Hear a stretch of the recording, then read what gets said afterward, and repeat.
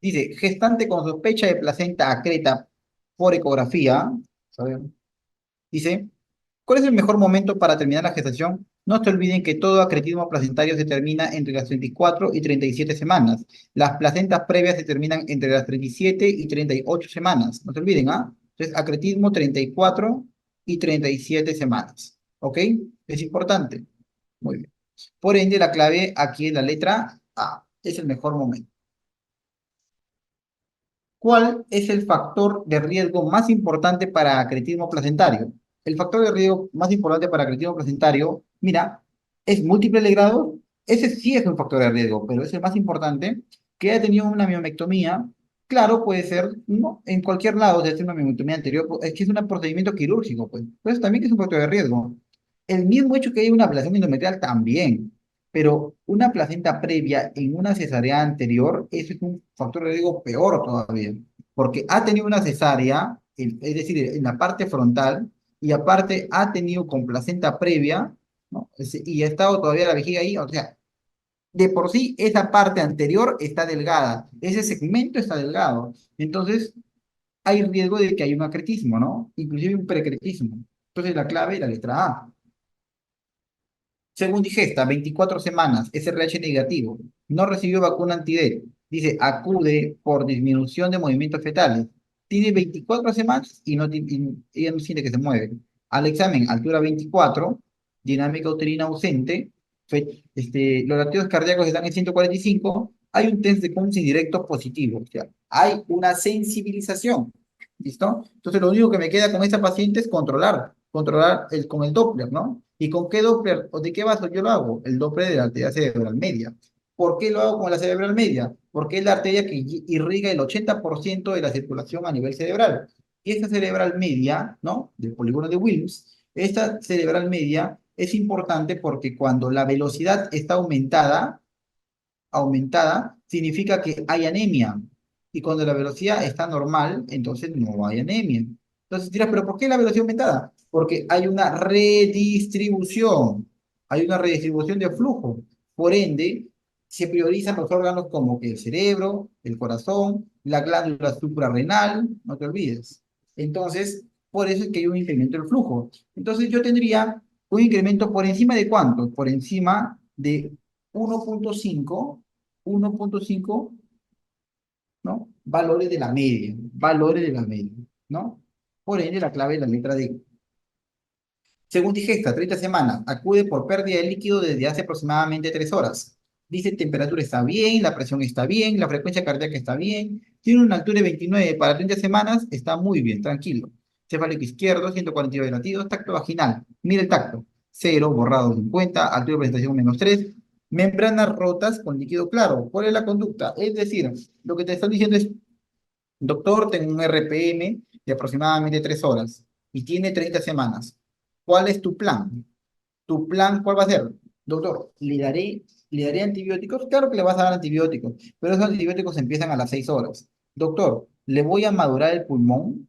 ¿Le vas a madurar el pulmón? Claro que le vas a madurar el pulmón. Le vas a hacer una maduración pulmonar. Listo. Y después de eso, ¿qué hago? La manejo de forma expectante. ¿En dónde? ¿En tu casa? No, en el hospital. Pero vas a seguir solamente pasando visita. ¿Hasta cuándo? Hasta cuando este bebito tenga 34 semanas, uno, o hasta que la paciente tenga alguna comorbilidad que le impida continuar con la gestación. Por ejemplo, un DPP. Entonces, esta paciente, la conducta a seguir sería que yo le madure el pulmón y le haga un manejo expectante. Bien, doctor, los antibióticos también sí, pero se emplean a las 6 horas y tiene 3 horas todavía. ¿Ok? Muy bien. Primigesta, 38 semanas, que viene por pérdida de líquido desde hace 6 horas, temperatura de 36,7. La frecuencia cardíaca está bien, respiratoria bien, la presión está bien. Tiene una altura de 32 para 38 semanas, también está bien, ¿no? SPP, cefálico izquierdo, latidos cardíacos están bien. Y el tacto, mira el tacto, dilatando cero. Dilatando cero para el puntaje de Bishop es cero. Un borrado de 50%, que es puntaje de uno. ¿Listo? Una altura de presentación en -1, altura de presentación en -1, que es un puntaje de dos puntos. Bien. Un cervix posterior, puntaje de cero, y duro, o sea, no ha cambiado su consistencia, es cero. Entonces, cuánto me suma a mí el bishop? Sería cero más cero más cero más uno más 2 serían 3. Por lo tanto, yo voy a tener un bishop, yo voy a tener un bishop que es para 3 puntos. Y si es un bishop de 3 puntos, ¿qué es lo que yo hago? Lo que yo hago es madurar el cervix, ¿no? Con misoprostol, con misoprostol. Recuerden que si el bishop es menor o igual a 6 puntos, hago todo esto. Pero si es mayor a 6 puntos, ya le puedo dar una inducción. Una inducción del trabajo de parto. ¿Con qué? Con oxitocina. ¿Listo? No te olvides. Por ende, esta paciente, la conducta a seguir será que se le haga una maduración cervical con misoprostol. En la evaluación Doppler del RCU, la alteración más tardía se presenta entonces no olvidemos lo que habíamos visto, lo que habíamos estudiado, a una alteración de la arteria cerebral media con una alteración de la arteria umbilical, que esta umbilical primero incrementa su resistencia y luego esta umbilical hace un fin de diástole, ¿no? Ausente, un fin de diástole ausente y luego hace un fin de diástole reverso, y luego de eso recién hay un cambio para el ductus venoso, el ductus venoso. Entonces, lo más tardío que se va a afectar es el ductus. Cuando se afecta el ductus, está todo mal. Si el ductus permanece todavía íntegro, entonces como que los otros se van manejando en semanas. Recuerda que si es que se afecta el ductus, este ya tiene que terminar a las 24, 26 semanas máximo. Ya no se puede. El otro que llega a las 30 al menos no se puede. Porque el ductus es un factor de pronóstico para mortalidad fetal. Entonces, la alteración más tardía, ¿cuál se presenta en qué vaso? En el vaso del ductus venoso. Del ductus venoso. Muy bien. Primigesta, 28 semanas y tiene un embarazo que es monoví. Mira, es embarazo monoví. Y este embarazo monoví tiene una complicación. Te dice, tiene una disminución de movimientos fetales, el NSP reactivo para ambos, y la ecografía dice que es placenta monocrónica, discordancia del ponderado fetal. Esta discordancia del ponderado fetal se llama RCIU selectivo. Selectivo. Dice que tiene un polidramnios en un feto y oligohidramnios en otro feto. Además, observa orina en vejiga 1 y dice, no hay alteración del Doppler, no hay hidros, no hay muerte de ninguno. Aquí está yo Quintero. Entonces, Quintero estableció sus estadios, ¿no? Y los cuales hace referencia a un grado de severidad. El estadio 1 Quintero es aquel en donde hay un oligodramnios polidramnio. Hay un oligopoli, listo.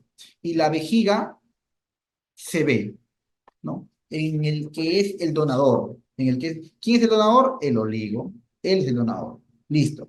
En el Quintero 2 la vejiga ya no se ve. Ya no se ve. ¿Listo? En el Quintero 3 En el Quintero 3 puede que haya las mismas del 1 y el 2, pero el Doppler, ¿no? El Doppler está alterado. El Doppler está alterado. Y en el asterio 4 hay un hidrox ascitis con deorrames, sobre todo te van a mencionar la clave de hidrox, y en el asterio 5 puede haber muerte de uno o ambos fetos. Entonces, en este caso, ¿qué te están mencionando? Te están mencionando que hay polidramnios o oligohidramnios, te están mencionando que hay vejiga, sí se ve la vejiga, y luego de eso nada más, ¿no? No hay otra alteración más. No te mencionan eso. Por ende, aquí la clave es la letra C, que es un estadio 1.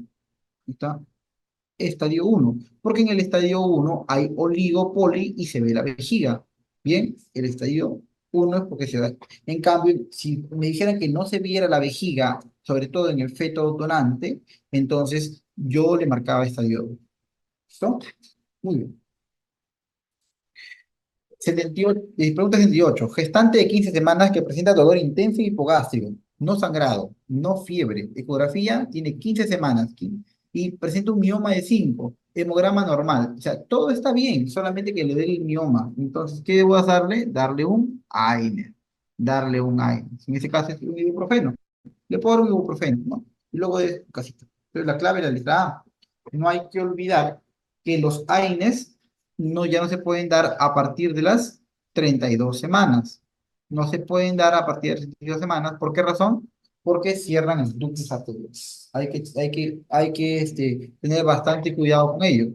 Y tampoco no se deberían dar a edades gestacionales muy tempranas, como que 5 semanas, 4 semanas, porque los AINES también tienen un efecto de vasoconstricción y por ende hacen que pueda, digamos, haber una alteración a nivel del flujo, ¿no? De los vasos sanguíneos del útero. 79. Gestante, 28 semanas, con dolor en flanco derecho. Mira, es una gestante con dolor en flanco derecho. Puede ser apéndice, puede ser, de 10 a 18 horas, pero no hay fiebre. No quiere comer. Tiene buena presión, tiene buena temperatura, aunque está en confebrícula un poco, cardíaca en 80 y la altura uterina es de 29. O sea, está como que en el límite, ¿no? Los latidos están bien. Y hay dolor a la palpación en flanco derecho. Dolor a la palpación en flanco derecho. Que el rebote es dudoso, pero la ecografía obstétrica nos dice que todo está bien en la ecografía nada más. Y miren esos leucocitos. Hay una leucocitosis con desviación izquierda. Por ende, ¿qué es lo que yo tengo que hacer? Entrar a la sala de operaciones, hacer una laparotomía. ¿Por qué, doctor? Si no tiene un diagnóstico. ¿Cómo que no tengo un diagnóstico? Es probable que esta paciente esté debutando con una apendicitis aguda. Recuerda que la apendicitis aguda no va a seguir los mismos criterios de Alvarado que siguen las pacientes normales. Además, el lugar mismo es dudoso también por el ascenso del apéndice, ¿no? Que muchas veces inclusive hasta se encuentra a nivel fetal, ¿no? A nivel del hígado, perdón. Entonces, esta paciente va para una laparotomía porque tiene un hemograma con desviación izquierda y tiene toda una clínica como para pensar en una apendicitis. La clave es la letra D. Puérpera mediata de sangre de cesárea por parto prolongado y coronitis. Y ahora tiene fiebre. Está con fiebre, están sospechando de una tromboflebitis pélvica y el tratamiento presenta de manera súbita disnea y dolor. O sea, estaba bien sentada, pero y de forma súbita presentó disnea. Entonces, esto parece pregunta de medicina interna. ¿Qué es lo que pasa cuando presentas una disnea súbita? Tienes que pensar en qué cosa, en un tromboembolismo pulmonar. En un tromboembolismo pulmonar hay algo que está generando trombos, quizás trombos sépticos. Hay algo que lo está generando. Bien, eso es importante. Por ende, el cuadro se tiene que ver con una tomografía computarizada en un inicio. Bien, listo. La clave es la letra C. Gestante, 12 semanas, que presenta sensación de falta de aire de manera ocasional, una vez cada semana. Mira, entonces ella como que sí le falta su aire de forma ocasional y se despierta por el mismo motivo una vez al mes, pero que no interfiere con sus actividades del día y tiene sibilantes escasos. Entonces, estamos hablando de una paciente que tiene un asma, ¿no? Un asma que probablemente sea un asma intermitente, ¿no? Intermitente, pero mira, la radiografía de tórax es normal. Entonces, ¿cuál va a ser el manejo? Solamente controlarle con los beta agonistas de acción corta que puede estar tomando la paciente. Los corticoides se prefieren que no se usen porque se han relacionado a RCU, ¿ya? Hay que tener en cuenta eso. Muy bien. Dice, mujer, 35 semanas de embarazo, acude por presentar prurito palmoplantar a predominio nocturno. Cada vez que te mencionen que le pica prurito en palmas, plantas, y si es en la noche, entonces, obviamente, tú vas a pensar en qué cosa, en colestasis, en una colestasis gestacional. Piensas en una colestasis gestacional. Entonces, ¿qué le pides a la señora que estás pensando? Es colestasis, ácidos biliares. Si los ácidos biliares salen mayor de 10, entonces eso confirma la patología, que en este caso es una colestasis gestacional. Bien, no te puedes olvidar, por favor. Por ende, aquí la alternativa correcta es la letra B. Muy bien. Pregunta 83. Puérpera inmediata de parto vaginal, quien es diagnosticada de SARS-CoV-2 durante el trabajo de parto. La lactancia materna en ella, ¿cómo va a estar?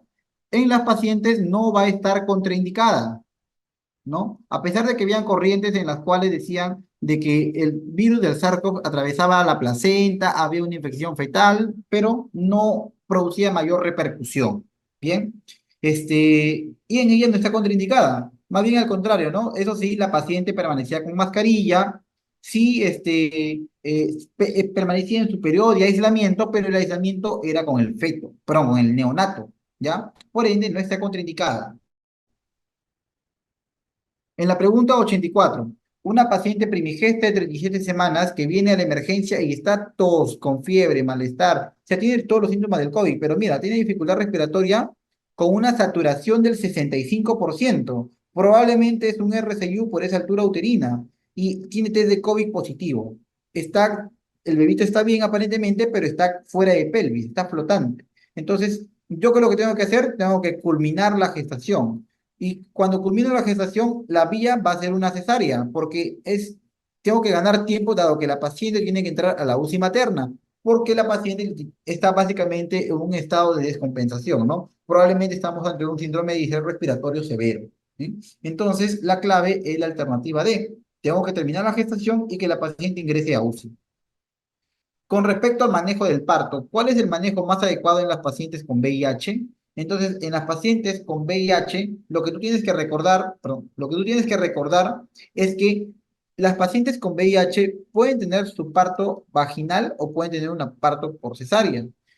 Lo tendrían un parto vaginal, ¿no? Sobre todo si es que la carga viral fuera indetectable, ¿no? O al menos fuera menor de 1000 copias, ¿bien? En cambio, un parto por cesárea generalmente se establece cuando la paciente no ha tenido controles, o tiene una carga viral que es elevada, o tiene, o la paciente está en trabajo de parto y está en uno de los escenarios, ¿no? Escenario uno, 2, 3, y por ende no es una paciente conocida o que no ha tomado un targa, ¿no? O que no, no, literal, no tiene controles, ¿no? Entonces, en ese tipo de pacientes, ¿no? Gestantes con VIH, si la carga es menos de 1000 copias, uno podría establecerle la oportunidad de tener un parto vaginal, ¿no? Siempre y cuando teniendo en consideraciones que tiene que haber el menor contacto posible del feto con la sangre de la paciente, ¿no? En realidad, ¿no?